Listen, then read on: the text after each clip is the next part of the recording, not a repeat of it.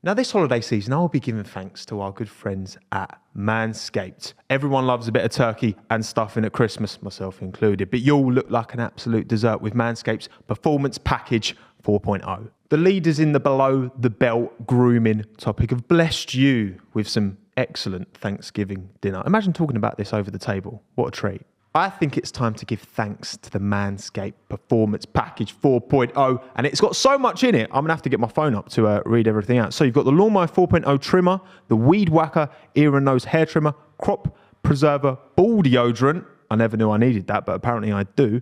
Crop Revival toner, Performance boxer briefs, and a travel bag. A travel bag as well. What a bargain. Not to mention the 4,000K Spotlight LED, lights it up like a Christmas tree, and it's waterproof, so feel free to use it in the shower. Then there's the Weed Whacker with a 9,000 RPM motor for all the hairs up your nose and all the hairs in your ears, all right? This is a problem for me in particular, all right? And the amount of times I've had to pull hairs out of my nose, it kills. This is a much better solution, I think. It won't make me cry like I usually do. So get 20% off with free shipping with the code LASTLAP at manscaped.com. That's 20% off and free shipping.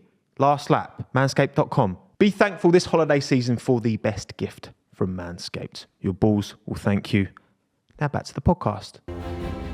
All right, you lot, don't forget to give us a follow on Apple Podcasts or Spotify. And while you're at it, give us a 5-star rating. Trust me, it really does help us out. Cost cap. I mean, if you're watching this, listening to this, you probably know what the transgression was. The penalty, 7 mil, 10% wind tunnel time for next year, CFD tunnel time for next year taken away. More than, if you think the penalty was correct, just say it was. And then if you don't think it was correct, because I've had my opinion and I got pretty flamed on it a couple of days ago by a lot of Verstappen profile pictures.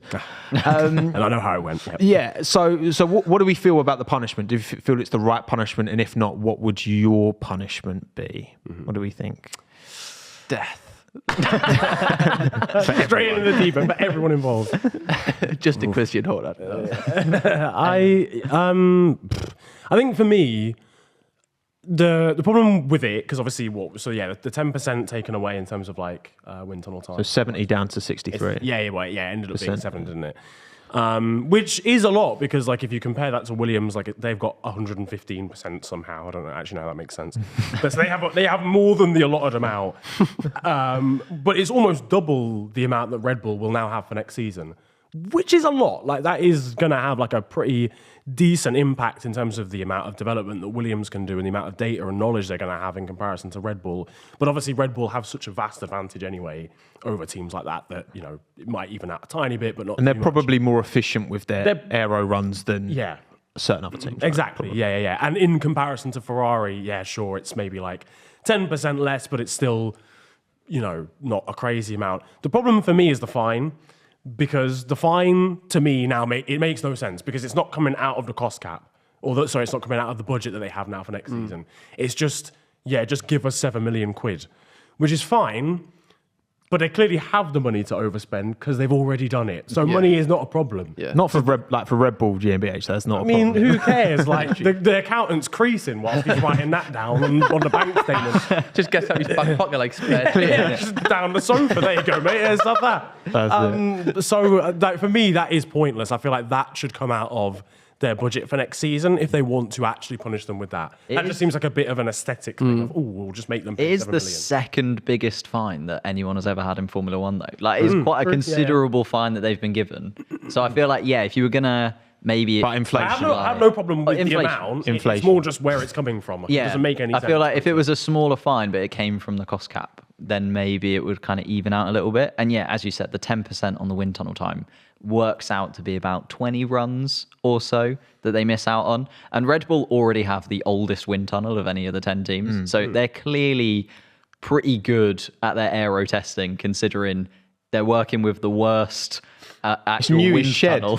Yeah, exactly. The back of his garden. They're working with, literally, They're working with the worst wind tunnel and still have created the best aerodynamic setup for the car this season. Which speaks volumes for Red Bull as a team, as well. But strong feelings, Cam?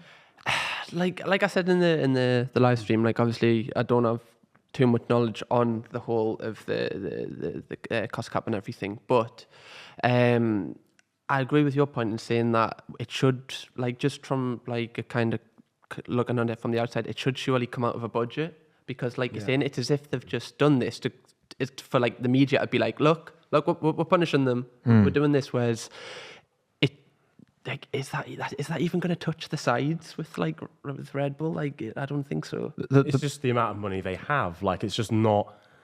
That's the thing. Like, coming up with whatever the correct punishment should be shouldn't reflect the team that's had the transgression. No, right? I hear that. So when we're talking about this, it shouldn't be like, we should be talking about this in the same way as if it was Williams, right? And what kind of strikes me as unfair in this is that, say you've got a team that, I think Alfa Romeo were talking about how next year they're going to actually hit the cost cap for the first time, because they've got some more sponsors in. So imagine you've got a team like they're just getting to the cost cap, and maybe they've like slightly gone over. If you give them a 7 million fine, well, that's all their money. So that is effectively going to come out of their cost cap potentially, which I don't think that, like, again, if we're looking at this regardless of Red Bull or Mercedes or Williams or whoever, I don't think that's right that a big company like, not just, this could be Alpine, this could, like, they're owned by Renault, which is huge. They're like, McLaren have got a lot of, cash knocking about. They're hitting the cost cap for sure. So that, I have an issue with that. I definitely think it should have been taken out of the cost cap. I've heard that, there was I was chatting to an F1 journalist. He was saying about some of the team. Basically, the teams don't appear to support taking it out of the cost cap because they are like, well, we might have to lay people off if you take that out of our cap. However, my response to that is that would be a choice. If you're hitting the cost cap, right? If you're hitting 145 million and you get 7 mil taken off of that, so it's 138. If you're laying people off for a 12-month penalty, right, and choosing to lay people off to offset that cost, that's a team's choice. They could spend less on catering if they want. They could spend less on car development. You know what I mean? So for me, that's not an excuse. Yeah, you don't have to lose people if you just stick to the rules, like, realistically. And also, if you do break it, well, then you as a company, like, if I'm employing, right, if I'm running a race team and I've got the choice between laying people off who are then gone versus like rehiring, like, you're saying when companies didn't furlough people and just laid them off, like, and then now we're short staffed, like, you know what I mean? Like, for me, that's not an excuse. Like, I don't buy that. So and also from a sporting point of view, I think just maybe half is a bit much, but I think, like, take off way more than 10%. Because I think you need to set a standards. It's not just about punishing the crime to reflect, because 400,000 might not sound like much of a transgression, and maybe it isn't, but it's about setting a standard so that no one even thinks about coming to near the cap. So that's why I think it should be harsher. This is also my problem. Like, I want to reiterate this, because I think a lot of this talk always becomes really tribal. Like, if you go, well, I mean, it always does in F1 a lot of the time, but if you go, that's not really harsh enough, to be honest. Red Bull fans are like, yo, you must hate Red Bull. And I'm like, no, I just think that, like, in the interest of fairness, like, if you had a rule, if you had, like, consequences where if you go over the budget by a certain amount, you get the book thrown at you, no one's going to do it. Like, a £7 million fine and then, like, 10% or 7% of your testing taken off is still something that, like, a Mercedes could look at and go, that could be worth it if we did it. And that shouldn't be. It shouldn't be like a balancing act. It should be like the rules. Is it still worth it? Because certain, like, I think Toto Wolff talked about, like, and it wasn't only him. Like, talked about leaving a degree of tolerance, because you want to get close, but you don't want to go over. And 9 of 10 teams didn't go over. Yeah. Like, if you want to play that game and go close to it, then that's a risk you take. And if you go over, then you get slammed. But, like, if you just make that punishment really big, like, surely no one's going to go near it. Like, and surely that's the point. We don't want to be like, we're talking about this 10 months after. What in another year we're going to be sat around talking about this bollocks again? In November 2023, we'll be talking about 2022 again. I fucking care about accounting. I care about cars going around fast. I just don't want to have to talk about this again. And that's why I think the rules should be so harsh. Like, we saw it with porpoising. Like, they haven't even implemented they implemented the thing, like, if you porpoise too much, you'll, like, get some. I can't even remember what the punishment is. But now, like, we don't see these cars porpoise anymore, and it's like I didn't want to talk about porpoising. I don't want to talk about fucking accounting. Yeah, I think it's kind of like from Red Bull's point of view as well. It's kind of disrespectful to like the teams below them as well, because it's like the whole of the cost cap is that, you know, it gives everyone.